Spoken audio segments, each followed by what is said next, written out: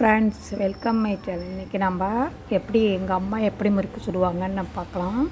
அதுக்கு புழுங்கல் அரிசி ஒரு 5 டம்ளர் ஊற வச்சுக்கோங்க, அல்லது இட்லி அரிசி 5 டம்ளர் ஊற வச்சுக்கோங்க. பொட்டுக்கடலை 2 டம்ளர் மிக்சியில் சேர்த்து நல்லா நைஸாக அரைச்சி சளிச்சு எடுத்து வச்சுக்கோங்க. ஒரு 50 கிராம் எள்ளு நல்லா வறுத்து எடுத்துக்கோங்க. கருப்பு எள்ளு, வெள்ளை எள்ளு எதுனா போட்டுக்கோங்க. அப்புறமா பொட்டுக்கடலை அரைச்சாச்சு நல்லா சளிச்சு எடுத்து வச்சுக்கோங்க. இப்போ பாருங்கள், அரிசி நல்லா ஊறிடுச்சு. இப்போ இதை நம்ம கிரைண்டரில் தேவையான உப்பு சேர்த்து அரைச்சிக்கலாம். ரொம்ப தண்ணி சேர்க்கக்கூடாது, கொஞ்சமாக தண்ணி சேர்த்துக்கோங்க. நல்லா நைஸாக அரைச்சிக்கோங்க. நம்ம ட்ரையாக பச்சரிசி அரைக்கிற மாதிரி புழுங்கல் அரிசியை கிரைண்டரில் போட்டு நல்லா நைஸாக அரைச்சிக்கணும். தண்ணி ரொம்ப சேர்த்துக்கூடாது, தேவையான அளவு தண்ணி சேர்த்து நல்லா நைஸாக அரைச்சிக்கோங்க.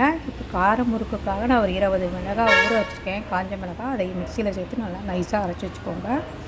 உங்களுக்கு அந்த காரத்தூள்லாம் சேர்த்துக்கோங்க. இப்போ பாருங்கள், மாவு நல்லா முடிஞ்சிடுச்சு. இப்போ இதை ஒரு பாத்திரத்தில் வலித்து எடுத்து வச்சிடலாம். பாருங்கள், மாவு வலித்து எடுத்து வச்சாச்சு. இது காரம் இல்லாத முறுக்கு கொஞ்சம் செஞ்சு காமிக்கிறேன் உங்களுக்கு. அப்புறம் தேவையான காரத்தை சேர்த்துக்கலாம். இப்போ ஒரு பாத்திரத்தில் அதை வலித்து வச்சுக்கலாம். இதில் ஒரு 150 கிராம் வெண்ணெய் சேர்க்குறேன், ஒரு வறுத்த எள்ளு சேர்க்குறேன், கொஞ்சம் ஓமம் சேர்த்துக்கலாம். இது கூட நீங்கள் சீரகம், பெருங்காயம் சேர்த்து வேணால் சேர்த்துக்கலாம். நான் பெருங்காயம் மட்டும் சேர்த்துருக்கேன். 2 அரைச்சி வச்ச பொட்டுக்கடலை மாவையும் சேர்த்து நல்லா கலந்துக்கோங்க. இது கூட காய வச்ச எண்ணெய் நல்லா ஒரு கரண்டி சேர்த்துக்கோங்க. பார்த்து ஜாக்கிரதையாக கலந்துக்கோங்க.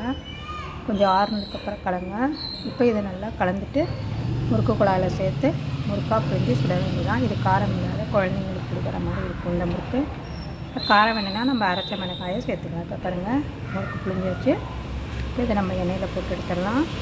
இந்த மாதிரி தான் எங்கள் அம்மா புழுங்கல் அரிசியில் தான் முறுக்கு செய்வாங்க, நல்லாயிருக்கும். இந்த மாதிரி இந்த தீபாவளி செஞ்சு பாருங்கள். இப்போ பாருங்கள், வெள்ளை முறுக்கு ரெடி ஆகிடுச்சு. பிடிச்சிருந்தால் லைக் பண்ணுங்கள், ஷேர் பண்ணுங்கள், கமெண்ட் பண்ணுங்கள், சப்ஸ்கிரைப் பண்ணுங்கள். தேங்க்ஸ் ஃபார் வாட்சிங். இப்போ பாருங்கள், வெள்ளை முறுக்கு ரெடி ஆகிடுச்சு.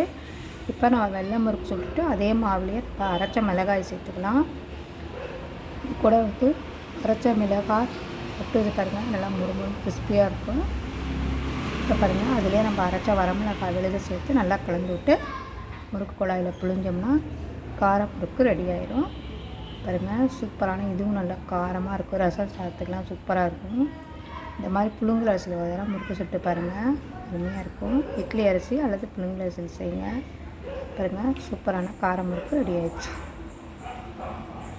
இப்போ பாருங்கள், 2 முறுக்குமே நல்லா கிறிஸ்பியாக செஞ்சுக்கலாம். ஒரே மாவில் தேவையான அளவு கொஞ்சமாக தண்ணி சேர்த்து அரைச்சிக்கலாம் மட்டும் போதும். இதுக்கு பதம் நல்லா நைஸாக அரைச்சோம்னா போதும். சூப்பரான முறுக்கு ரெடி ஆகிடும். இப்போ பாருங்கள், கார முறுக்கு, வெள்ளை முறுக்கு ரெண்டுமே ரெடி ஆகிடுச்சு. தேங்க்ஸ் ஃபார் வாட்சிங். Please for subscribe. ஹாப்பி